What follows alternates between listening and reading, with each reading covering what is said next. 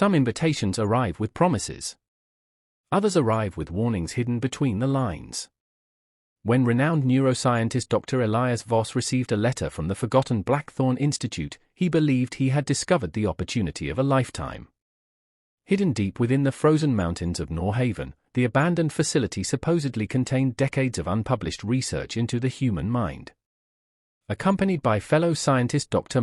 Quinn and systems engineer Nolan Reed, Elias ventured into a wilderness where even the wind seemed determined to keep secrets buried. After days of battling relentless snowstorms, they finally arrived. The institute stood alone against the white landscape, a massive black structure rising from the ice like a monument to something long dead. Yet despite its abandoned appearance, power still flowed through the building. Machines still hummed beneath the earth. And as the giant steel doors closed behind them with a thunderous echo, none of them realized they had just entered a place where fear itself had been studied, collected, and transformed into something far more dangerous. Inside Blackthorn Institute, silence ruled every corridor. It was not the silence of emptiness, but the silence of something waiting. Dust-covered desks and workstations, yet computer screens glowed with active data streams. Laboratory equipment remained operational as though the scientists had vanished in the middle of their work. As Mara searched through archived records, she uncovered the name of Professor Alden Krell, a researcher whose controversial experiments had been erased from scientific history. The deeper they investigated, the stranger the discoveries became. Test subjects had reported seeing impossible figures. Staff members had documented shared hallucinations. Entire teams had disappeared without explanation. Every report led back to one machine, the resonator. According to Krell's notes, the device could amplify human fear beyond natural limits. Most disturbing of all was a repeated phrase written throughout the files in increasingly unstable handwriting. A phrase that appeared over and over again as if the scientist had become obsessed. The fear becomes aware. At first, it sounded impossible.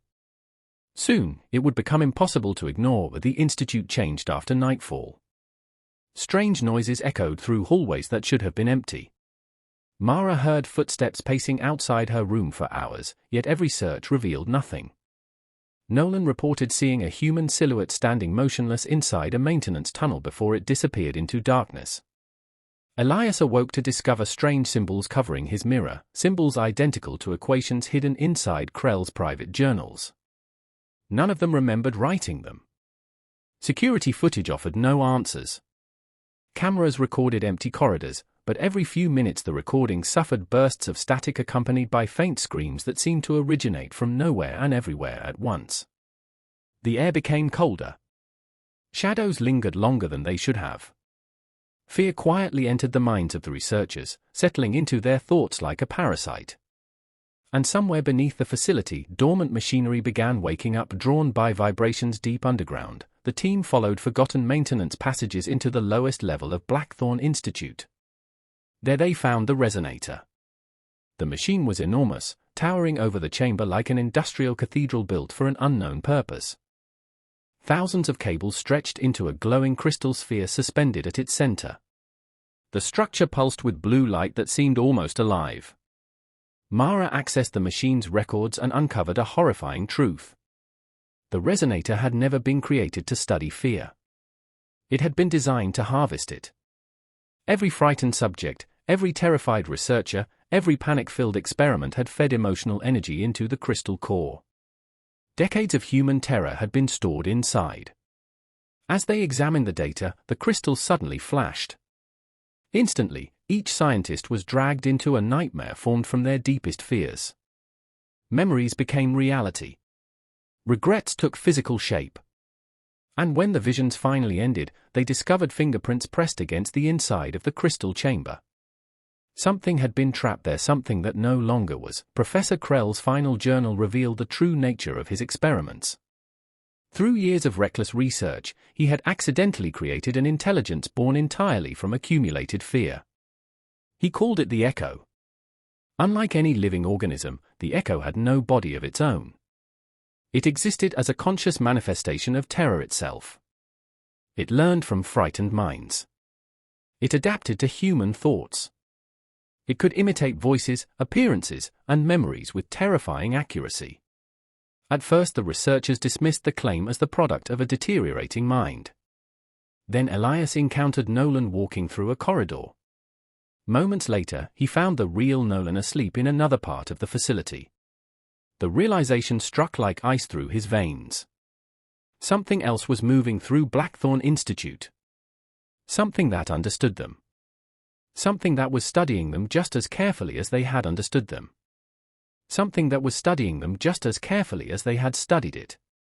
And with every passing moment, it grew stronger.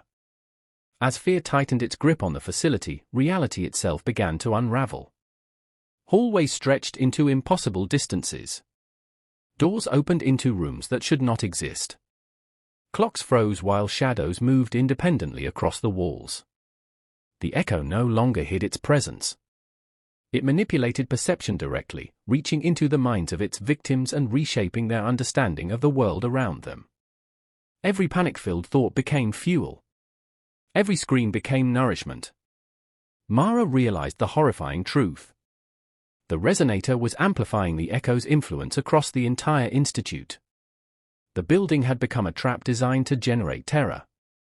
Attempts to disable the machine triggered increasingly brutal hallucinations. Elias saw dead loved ones calling his name. Nolan witnessed endless versions of himself suffering impossible fates.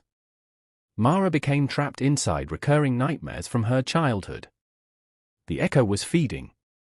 And the more afraid they became, the more impossible it became to resist. Desperate and exhausted, the survivors fought their way back to the resonator chamber. The crystal core had changed. What was once a sphere of light had become a swirling mass of darkness filled with shifting faces trapped beneath its surface. The distorted features belonged to former researchers, scientists whose fear had been consumed decades earlier. A final recording from Professor Krell activated automatically. The old scientist appeared terrified beyond words. He confessed that he had failed to destroy his creation because the echo had convinced him that fear was humanity's greatest source of power. His final warning echoed through the chamber. It cannot be killed. Only starved. Understanding what needed to be done, Elias ordered an emergency overload of the facility's generators. Alarms erupted throughout the institute. Electrical systems began failing. And as power drained from the resonator, the echo finally revealed itself. A towering figure of living darkness emerged from the core. Formed from countless terrified faces and endless watching eyes, the institute trembled as overload systems pushed the facility toward destruction. The echo unleashed everything it had learned from decades of feeding on human fear. Reality fractured around the survivors. Nightmares became indistinguishable from truth. Visions of impossible horrors flooded their minds. Mara struggled to remember what was real. Nolan collapsed beneath the weight of endless hallucinations.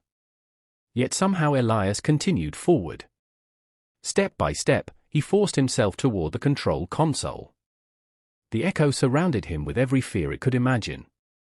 But fear alone was no longer enough.